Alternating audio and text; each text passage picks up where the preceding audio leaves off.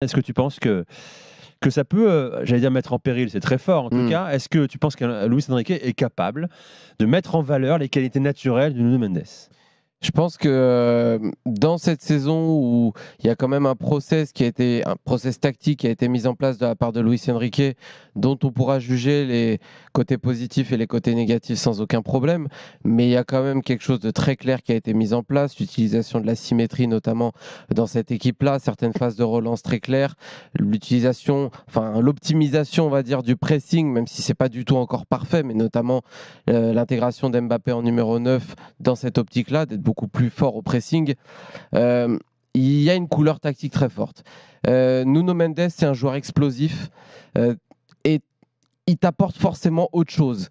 Alors, on peut dire qu'il peut t'apporter autre chose, bien évidemment, mais on est obligé de considérer que sur le côté gauche, où tu as décidé dans un premier temps de jouer avec Vitinha en hybride, c'est-à-dire un peu ailier gauche, un peu milieu de terrain, et puis dans une deuxième partie de saison de jouer avec Barcola à gauche et de recentrer Mbappé dans l'axe, rajouter un Nuno Mendes sur le côté gauche, alors que du côté droit, tu as aussi un mec qui monte en la présence d'Hakimi, je pense que ça cause, encore une fois, le joueur est très bon, mais beaucoup plus de problèmes, en tout cas d'interrogations, à Luis Enrique que ce n'est une solution.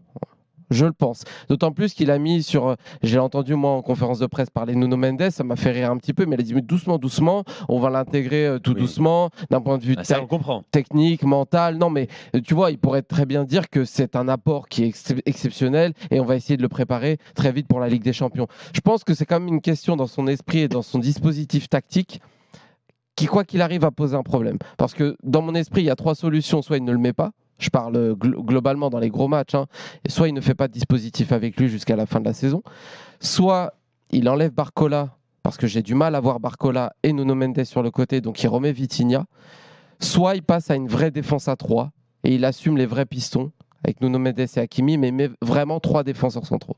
Donc ça amène beaucoup de questions en tout cas. Kevin? Non, moi je pense pas que Nuno Mendes est un problème ou sera un problème, même si je vois ce que veut dire Sofiane. Non, moi je pense au contraire que l'animation pourra être différente avec une autre asymétrie qui est bien plus connue, notamment en Espagne et au Barça par Luis Enrique, c'est-à-dire que ça peut être le numéro 6 en la personne de Ugarte ou même de Danilo, parce que c'est quand même son rôle initial, ou de Fabien Ruiz, mais de faire ce numéro 6 qui va glisser entre les 3 défenseurs centraux pour la phase de construction et laisser un peu plus de liberté à Nuno Mendes, à l'image d'un Jordi Alba, et de l'autre côté à Hakimi, à l'image d'un Dani Alves. Donc non, je ne pense pas que ce sera un problème du tout. Nuno Mendes est au contraire quelqu'un qui va résoudre pas mal de problèmes, plutôt que d'en poser, parce que c'est un gars qui, s'il arrive à revenir à 80, 90, voire 100%, c'est un joueur qui est tout simplement exceptionnel dans sa capacité d'accélération. Et aujourd'hui, le Paris Saint-Germain est très prévisible, puisqu'il n'attaque quasiment que sur cette phase d'asymétrie, en tout cas pour les sorties de balle à droite. Est-ce que c'était subi par Luis Enrique ça, ou est-ce que ça répond à une théorie? C'est la question, quoi. Un choix tactique, cette asymétrie. Ça dépend. Je pense que n'importe quel entraîneur s'adapte à son effectif. Aujourd'hui, Pep Guardiola est capable de jouer avec 4 défenseurs centraux. Si derrière, quand il avait Cancelo au top, il mettait Cancelo quasiment numéro 10 alors qu'il démarrait arrière gauche, alors que c'est un arrière droit, mais il lui permettait de venir au milieu, voire monter en numéro 8, voire en numéro 10. Donc je pense que Luis Enrique, comme n'importe quel entraîneur de haut niveau, s'adapte à son effectif. Il n'avait pas Nuno Mendes, il a fait 100, mais je pense qu'avec le Portugais, il fera d'autres choses. Walid? Moi je suis d'accord avec Kevin. Alors ce sera une nouvelle donnée, et Sofiane l'explique, il y aura plusieurs solutions pour s'adapter aussi aux qualités de Nuno Mendes, parce que pour moi, je reste persuadé que Nuno Mendes à 100% c'est top 3 joueurs du Paris Saint-Germain.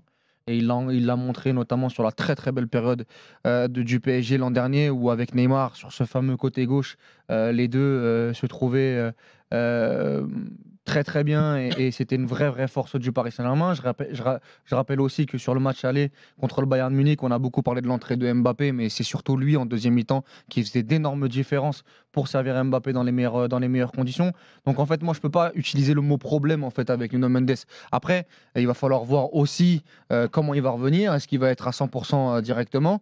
Mais moi je reste persuadé qu'avec un joueur comme Nuno Mendes, tu vas peut-être jouer différemment, mais ça va, le Paris Saint-Germain nous a pas montré, c'est pas le Barça 2011. Hein. C'est-à-dire qu'il n'y a pas des principes de jeu établis depuis 3 ans. Je pense que tu peux un peu bousculer 2-3 petites choses avec des petites adaptations. Et puis Nuno Mendes, il est aussi capable de jouer à 4, de jouer à 3, de s'adapter, de rentrer intérieur, de jouer extérieur, de pouvoir jouer soit avec Vitinha sur un côté, soit Barcola, soit Mbappé, parce qu'il l'a déjà fait l'année dernière notamment. Donc non, moi je pense que c'est surtout des bons problèmes et une bonne solution pour le PSG s'il revient à 100%, parce que ce sera une vraie recrue pour le Paris Saint-Germain en deuxième partie de saison, ce qui n'a pas été le cas sur ce mercato, parce que finalement il n'y a eu aucune recrue. Pour moi, Beraldo c'est pas une recrue, Moscardo c'est pas une recrue non plus, donc ce serait pour moi c'est pas un renfort, c'est pas des renforts, voilà, actuellement en tout cas, ce sont des recrues mais pas des renforts. Moi, ils sont pas prêts pour être des renforts au Paris Saint-Germain, c'est pas leur faire injure, mais en tout cas Nuno Mendes, on l'attendait depuis longtemps, et en espérant qu'il continue